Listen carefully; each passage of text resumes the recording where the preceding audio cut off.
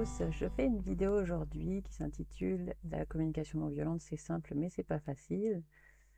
C'était un peu pour mettre en garde ou pour au moins mettre des points de vigilance sur certains empêchements qu'on a quand on pratique la communication non violente et puis qui deviennent des freins à notre épanouissement. Parce qu'en fait, c'est quelque chose, quand on commence à pratiquer la communication non violente, c'est en lien aussi avec avoir des relations plus épanouissantes, de se sentir plus épanoui dans nos relations. Et du coup, je vais essayer de développer, commencer à débroussailler un petit peu tous les empêchements qu'on a qui nous empêchent de pratiquer la communication non violente avec le cœur, en fait.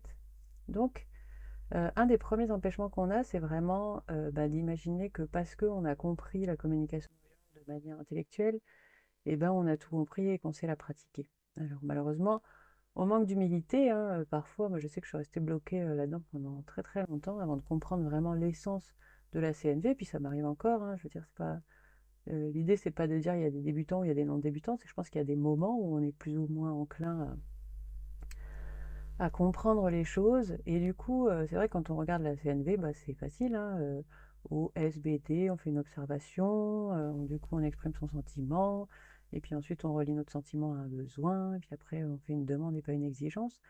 En général, on arrive à comprendre intellectuellement tout ce processus en un week-end à peu près.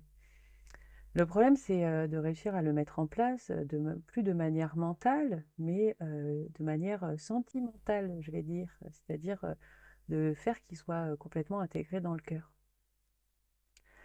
Donc, une des premières réflexions qui va être intéressant d'avoir, ça va être d'observer un petit peu ce que c'est que cette non-violence, parce que je pense que justement, parfois, on a une vision assez binaire de ce que c'est la violence, et on a intégré quelque part que la violence, eh ben, c'était être méchant, et puis être non-violent, c'est être gentil.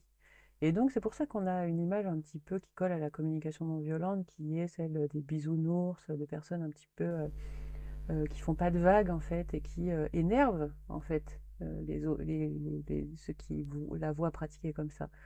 Parce que si on se relie plutôt à la non-violence qui est utilisée comme un combat, ces grands combattants de la non-violence qu'il y a eu dans le monde, on va voir que la communication non violente, même si c'est une résistance passive, c'est-à-dire qu'il n'y a pas d'agressivité, il y a pas de, on n'agresse pas avec le corps ou avec la parole, et ben c'est pourtant loin d'un laisser-faire ou le fait de subir une situation ou le fait de ne pas être accroché à des valeurs et d'essayer de les faire valoir. En fait, il n'y a rien de plus faux que cette vision-là. Donc, ce qu'il faut comprendre, c'est que la communication non violente, c'est juste qu'elle ne cherche pas à humilier la personne à l'extérieur, comme on fait habituellement, à humilier ou à convaincre la personne à l'extérieur, mais elle cherche à s'attaquer à la haine elle-même et pas à celui qui la porte. Donc ça, c'est vraiment une clé énorme en fait de faire la distinction entre la haine elle-même et le porteur de cette haine à un moment donné. Euh, c'est vrai que quand on parle de non-violence, c'est intéressant de regarder la vie, de s'intéresser à la vie des grands êtres non-violents du monde. On pense tout de suite à des gens comme Gandhi. Et ce qui frappait les personnes de l'entourage de Gandhi, c'était cette capacité qu'il avait à rester dans un calme et une sérénité, même quand il se faisait casser la gueule par ses oppresseurs, on va dire, par des soldats ou des choses comme ça. Et en fait, son idée, c'était vraiment donc pas d'être dans ce rapport de force avec l'adversaire, mais c'était plutôt de conquérir son cœur quelque part, parce il y avait quelque chose qui, qu'on- que nous, on ne voit pas, en fait. Donc c'est ça que Marshall Rosenberg, il a voulu aller observer, il a voulu comprendre qu'est-ce que les personnes qui arrivent à être dans cet état de non-violence malgré des situations très difficiles pouvaient voir en les personnes pour rester dans ce calme. Et donc c'est là, on imagine, là je vous mets la photo de quelqu'un qui vous fait un geste un petit peu qui peut choquer certains, et donc quelqu'un qui vous fait un geste comme ça agressif, qu'on peut considérer comme agressif. Et, euh, et l'idée, c'est de ne pas se laisser avoir par les apparences avec la communication non violente.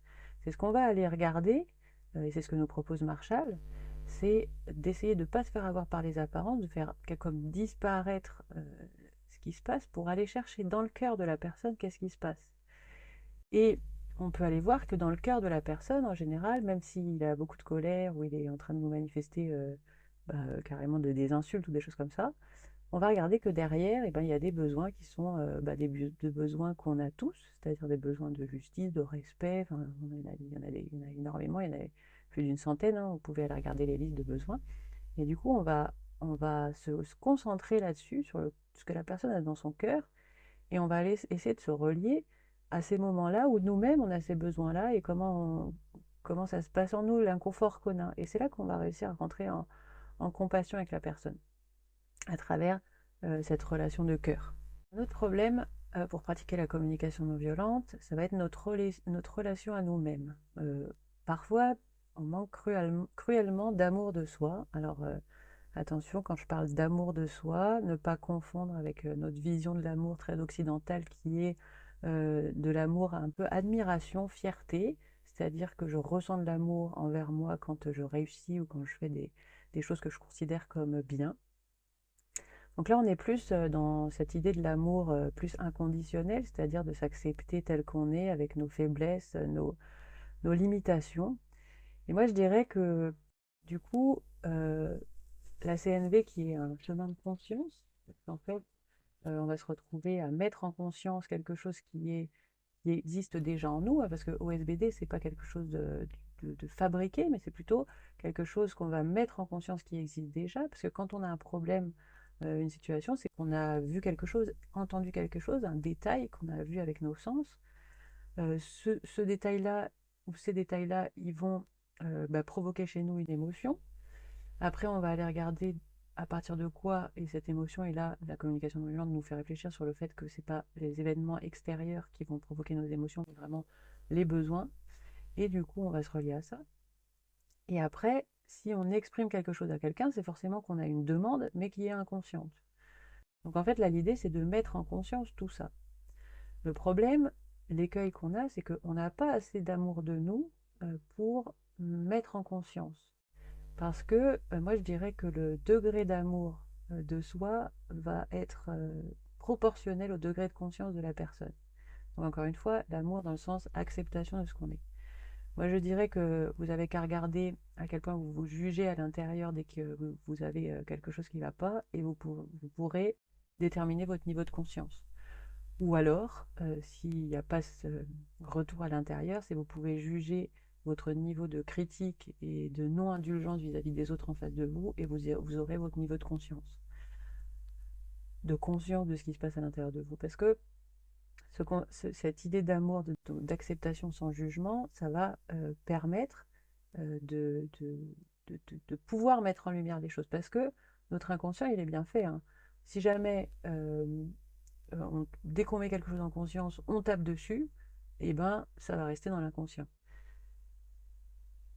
Donc le travail de mise en conscience, ça équivaut à descendre dans une cave noire. Parce que quelque part, l'inconscient, c'est notre partie d'ombre, la partie qui se cache à nous-mêmes.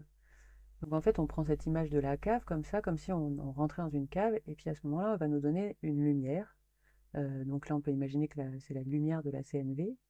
Et ce qui va se passer, c'est qu'en général, on va se dépêcher de prendre la lumière pour sortir et se sentir en sécurité à l'extérieur. Donc finalement, on va faire pareil avec la CNV, c'est que on va prendre la lumière de la CNV, puis on va commencer à éclairer toutes les parties de violence chez les autres, et ça va nous envahir, comme ça on va voir la violence chez les autres partout, parce qu'on est sorti de la cave finalement. Alors que ce qui va être beaucoup plus intéressant, c'est ce travail de mise en lumière à l'intérieur, en fait. Donc ce qu'on va faire, c'est qu'on va plutôt rester à l'intérieur, et puis on va aller commencer, avec la lumière de la CNV, d'éclairer les parties. Donc on va tomber sur un rat. On peut imaginer que le rat, c'est notre colère. Après, on va tomber sur une araignée. On peut imaginer que nos araignées, c'est tous les comportements qui sont vus comme de la violence dans la CNV. Et et voilà, et on va voir un petit peu le degré d'amour qu'on a, c'est-à-dire le degré d'acceptation, de se dire, ok, comment je reste avec ça, comment j'accepte ça.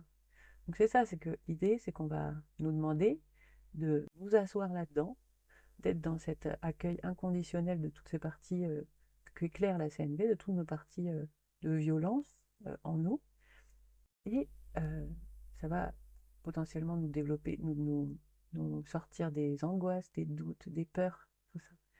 Et là, l'idée, c'est de rester dans cette zone de vulnérabilité, de rester avec notre humanité la plus profonde, celle qui est vulnérable en fait, de rester dans cette vulnérabilité. Et à ce moment-là, dans ce point de vulnérabilité, on commence à devenir un petit peu humain, je vais dire. C'est-à-dire que, enfin, la phrase personne n'est parfait devient plus visible, en fait. Bah oui, on se rend compte qu'on n'est pas parfait, que, que, qu'on a plein de nous-mêmes de choses. Et on va peut-être commencer à accepter que les autres aussi aient leurs faiblesses, leurs peurs, leurs doutes, leurs angoisses. Et du coup, que ça se manifeste parfois par des actes violents. Mais tant qu'on reste dans cette inconscience, ça se passe pas. Après, avec la lumière de la CNV, il y en a qui vont s'en servir aussi autrement, c'est-à-dire qu'ils vont s'en servir comme, ou ils vont devenir des véritables sentinelles à l'intérieur, c'est-à-dire qu'ils vont devenir comme un flic intérieur, hein, c'est-à-dire qu'ils vont créer une prison avec un mirador et un mec comme ça qui est en train de regarder et qui va tirer à chaque fois que il y a un comportement qui n'est pas en adéquation avec la communication non violente. Donc ça, on voit bien que le degré d'amour, il est très faible là-dedans, le degré d'acceptation de ses faiblesses et compagnie, et de ses comportements et tout ça. Et du coup, qu'est-ce qui se passe dans ces cas-là, quand on a un flic intérieur qui est un peu trop gros avec la lumière de la CNV? Et ben, encore une fois, on va rater ce chemin de conscience parce que, bah, comme bon prisonnier, hein, tous les comportements qui sont contraires à la CNV, et ben, ils vont se carapater dans l'inconscient pour pas arriver dans la lumière du gardien, hein, de la prison. Parce qu'en fait, ce qu'a envie d'être humain, c'est d'être libre. Donc en fait, toutes ces parties inconscientes qui vont être mises à cause de la lumière de la CNV, eh ben, elles vont se manifester par des actions. Et du coup, tout le monde va le sentir, en fait, que cette CNV, finalement, c'est à ce moment-là qu'elle reste complètement prise dans le mental et pas du tout intégrée dans le corps. C'est comme ça que ça se passe, en fait. Donc je vais m'arrêter là parce que la vidéo est déjà assez longue. J'espère que c'était clair. J'espère que ça vous fera cheminer dans cette pratique de la communication non violente qui nous est chère à tous. Et voilà, je vous souhaite une bonne semaine, une bonne journée, une bonne soirée, je ne sais pas. Et à bientôt.